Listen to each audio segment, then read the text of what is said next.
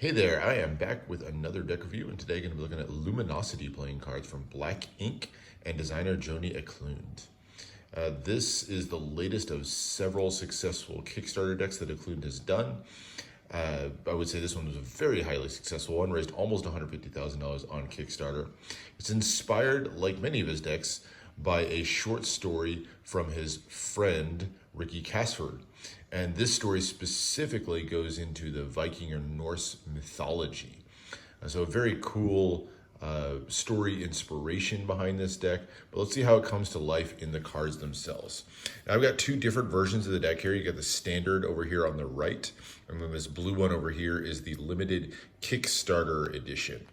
So a Kickstarter specific edition over here on the left. We'll take a look at both of them, talk a little bit about some of the differences as we go. So we'll start here with the standard edition. Let's take a look at it. It's this gray, soft touch matte finish to the tuck case. I love the feel of a soft touch case. And it's covered all over the place with foil. It's not all embossed, but there is some embossing like on the words here. But like this design and pattern over here doesn't have any embossing. It says standard edition at the top, Luminosity in the script across the middle, and premium quality playing cards.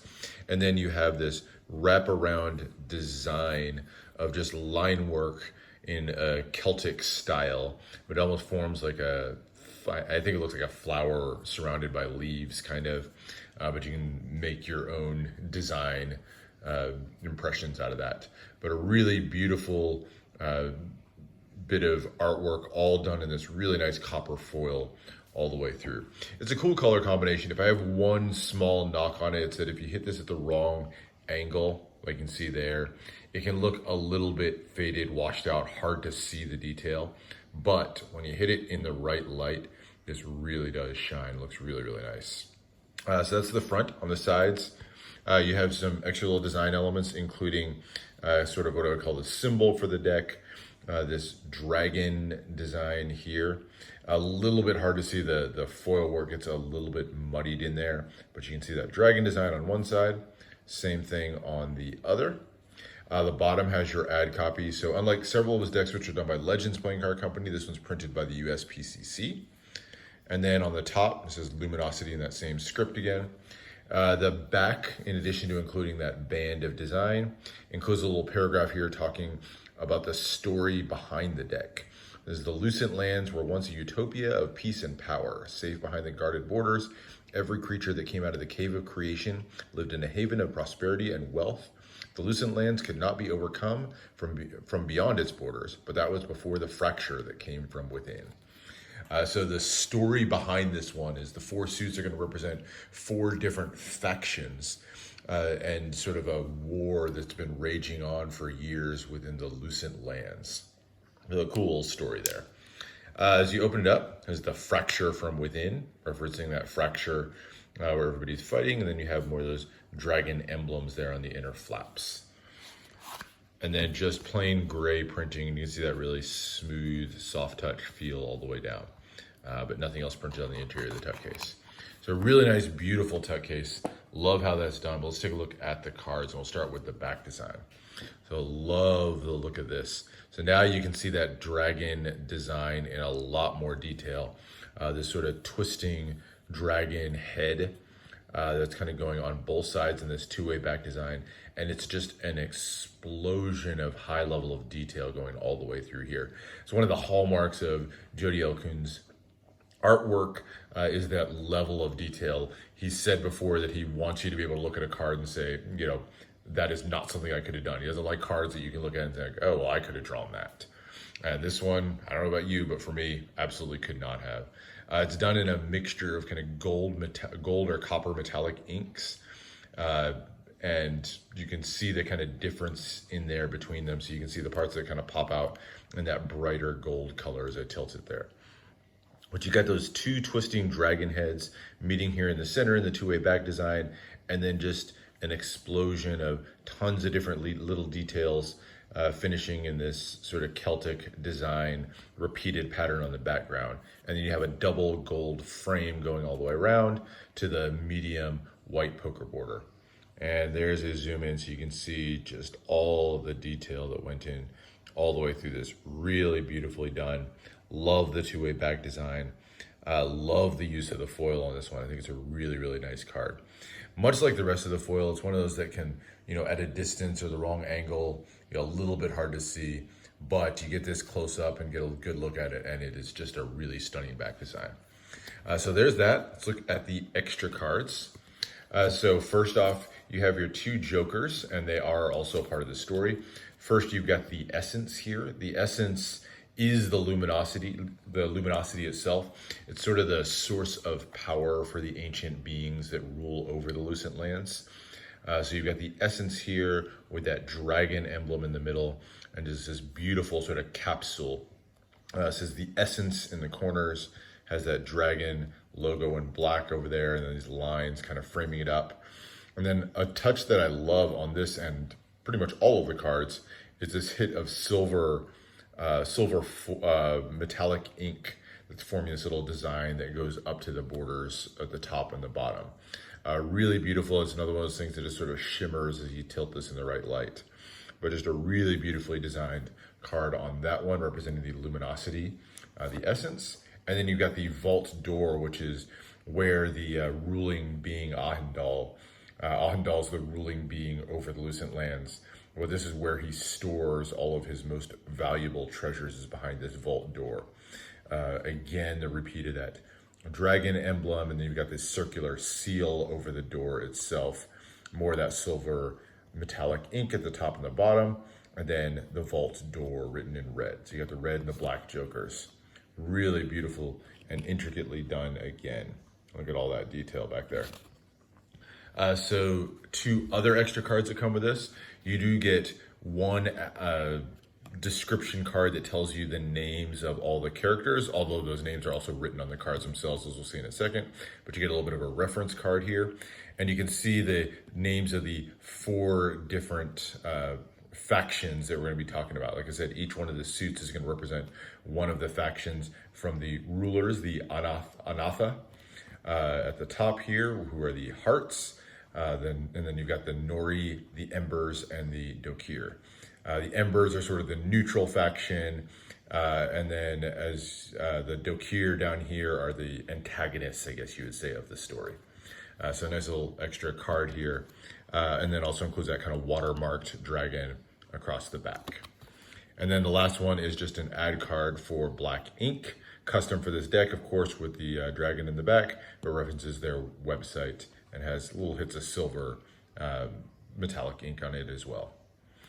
So let's now jump into the deck itself. And we'll start with the Ace of Spades. This one follows the Dokir. So you've got sort of the emblem of the House of Dokir. This is the Dokir at the bottom, and then has this really beautiful winding and abstract spade design. It's made of this twisting sort of snake or serpent done in red here, and then just explosions of lines twisting everywhere. A very kind of organic style, but beautifully done. You can kind of see how it forms up the spade shape. Has the Dokir written in the corners, custom font and pips on the ace at the top there. And then each of the corners is going to feature a little hit of silver metallic ink and a design in the corners. Love that. It's another one of those things, like, again, tilted the wrong angle, you'll barely even see it, but then tilted up at the right angle and that silver ink just pops right out at you. So there's the Dokir Ace of Spades. And then you get through the custom designed number cards, basic layout on the pips themselves, but then you've got the frame on the side with the Dokir written there representing the house or the faction, and then the silver ink over the pip and index there in the corner. So there are your number cards. And then you get to the real highlight of this deck, the art of the courts themselves. And so these represent the sort of different figures that are key within that faction. So over here on the left, Capshunis is sort of the ruler of the antagonizing faction, the Dokir. And then you've got over here one of the brothers whose actions actually sparked the overall split within the factions. Sadum over here on the right. But really beautifully done. These are not two-way quartz. You'll see as I spin them around, the design's actually slightly different on one side to the other. So over here, you've got him with the axe slung over one shoulder. You go on this side and he's swinging the axe. So you get a couple of different looks of each of the characters, but really beautifully done. You have that sort of stone gray background behind them, their name written in the corner.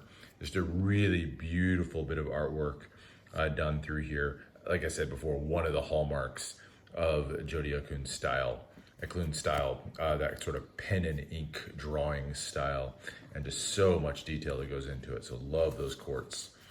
So now we jump over to the diamonds. This looks at the Nori.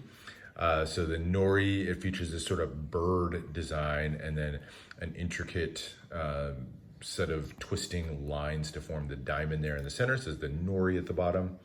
The quartz, or the number cards themselves, again, fairly standard. It's slightly smaller pips than you might be used to, but nothing too special there. And then you have the 3 characters of the Nori themselves. So there are those 3. These are the ones who are loyal to Ahendal and the ruling class. So they're sort of the, I guess you'd call it the good guy faction.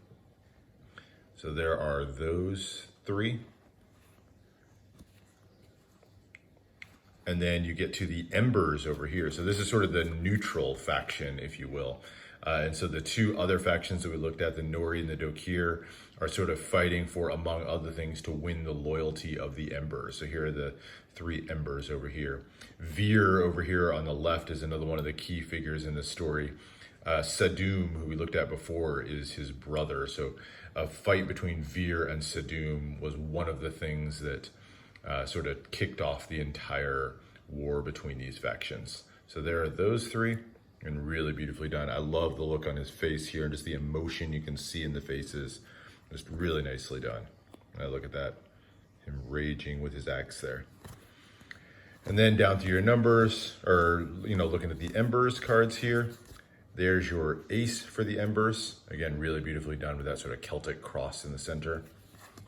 And then finally, we're gonna look at the hearts, who's sort of the ruling class of the ancients of this world, including Ahendal, who I've mentioned a few times. He's on the King of Hearts. You can see him there holding his staff. He's the one who actually owns, if you will, the Luminosity, one of the things that gives him all of his power. And then you've got the Queen and then the Jack over here, Perficio. And then down through the number cards, and finally, the Ace of Hearts, and you get a return of that dragon in silver, and then the twisting red lines to form the heart in the background. Really beautiful. So, love the design and the artwork on this deck. Like all USPCC decks, it's going to handle fan very nicely. Look just beautiful. Those hits of metallic ink as you use this in sort of fans and cuts and things like that, they're just going to shimmer in the light. So I think it's really beautifully done. Before we wrap up, let's take a quick look at the limited Kickstarter edition, talk about some of the differences. Now, it's going to be a completely different tuck on this one. It's all in blue, and whereas the other one just had luminosity across the front, this one actually doesn't say that anywhere. You have a very large version of that gold dragon emblem done in highly embossed foil there on the front. Really beautiful. And then the background now is that repeated pattern, but it's done in sort of a blue foil. So that blue on blue is another one of those things that as you tilt it, you're going to just get the extra detail that pops out through there. It says limited edition at the top. The sides, much like before, are going to feature those dragon emblems on each side. You do have the story written out there on the back, and then premium playing cards at the bottom. And then the fracture from within, so much like we were looking at before. So really beautiful tuck case. Love the blue on this one. This is, as it mentions, limited. It does have a seal on the bottom. I really like this sort of trend of people putting the seal on the bottom so you don't have to rip it or anything to get into the tuck. But you can see here, Luminosity, the Kickstarter exclusive edition, and it's numbered out of 3,700. As you flip it open, there's a few other differences on the deck itself. So starting with the back design, let's grab one of these so you can see the comparison. So whereas before we had this like gold and copper design, now this one's done in blue and silver metallic inks. Really cool combination. Love the contrast between these two. But you do get some definite differences in the color, if not the design of the back of the cards. Really like how that silver and blue shows up. And then as you flip it over, the cards themselves are pretty much the same. There are going to be some color swaps and things like that in here. So as an example, here's the comparison of the two essence cards. Same basic design on the capsule, but now the essence over here, it's framed in a gold metallic ink. So you have a little bit more of a higher end look and feel to it there. Just heavier use of that gold ink. And then the vault door now is framed in that red ink. And as you go through, now these are going to kind of be embellished as you go through with some additional details. So I'm not going to go card by card with this, but here you can see on the ace, the differences within this one. Most notably, again, it's going to be on these frames on the side. You've got a completely different and changed font for the A or the index over there in the corner, and then extra frames of gold ink. This one actually also has the indexes on all four corners. Interesting extra little addition. I don't know, it makes it a little bit more useful for gameplay for left-handers, I guess. And that kind of continues through the deck. So you've got the index on all four corners. So now the pips have been swapped out to gold on these instead of the black. So now a lot heavier use of the gold metallics. And then the same basic design on the quartz themselves. The red, in addition to the font swap over here, now is going to frame up the banner in red here. Of course, include those four corner indices. But otherwise the same basic design as what we looked at before. And that continues down through the rest of the deck. So that's sort of the key differences between the two. Oh, one other I will call out on the extra cards here, in addition to the description card here with the different characters, they swap out the black ink card with a signature card in the Kickstarter deck. Just a facsimile of Jody Eklund's signature there at the bottom, and a thank you for the Kickstarter supporters there on that card. So that's one of the other little swap outs. So that is the Kickstarter exclusive version of the deck.